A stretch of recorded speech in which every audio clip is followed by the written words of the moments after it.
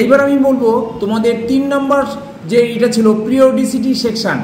এই পিরিয়ডিসিটি সেকশনে আমরা কিভাবে উল্লেখ করব, দ্য পিরিয়ডিসিটি শুড বি শোন in a separate section after the title, অর্থাৎ টাইটেলের পরে এটা আলাদা করে লিখতে হবে। It should be written in square bracket, এটা সবসময় স্কোয়ার ব্র্যাকেটে লিখতে হবে, অর্থাৎ থার্ড ব্র্যাকেট।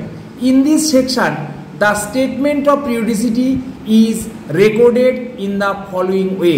তা আমরা জার্নালের এই এলাকায় জার্নালের রেকর্ড কিভাবে রাখবো সেইটা আমি তোমাদের উদাহরণের সাহায্যে দেখাচ্ছি।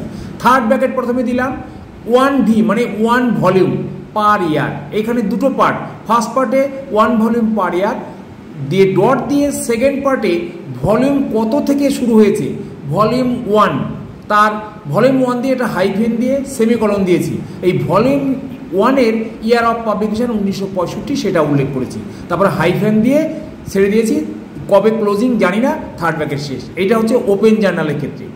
অর দিয়ে দেখিয়েছি যেটা, সেটা হচ্ছে ক্লোজ জার্নাল, যেখানে জার্নালটা বন্ধ হয়ে যায়। তাহলে এখানে দেখো থার্ড ব্র্যাকেট শুরু করেছি 1V পার ইয়ার মানে 1 ভলিউম পার ইয়ার ডট V1 থেকে 9, অর্থাৎ এই জার্নালটা 1 থেকে 9 পর্যন্ত প্রকাশিত হয়েছিল।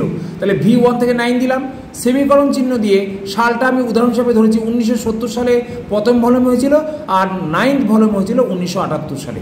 তাহলে এবার ওইখানে ক্লোজ হয়ে গেল। তাহলে আমরা দুটো ভলিউম 1 থেকে 9 এবং তাদের সাল দুটো উল্লেখ করলাম, দিয়ে থার্ড ব্র্যাকেট দিয়ে ক্লোজ দিলাম। Thank you.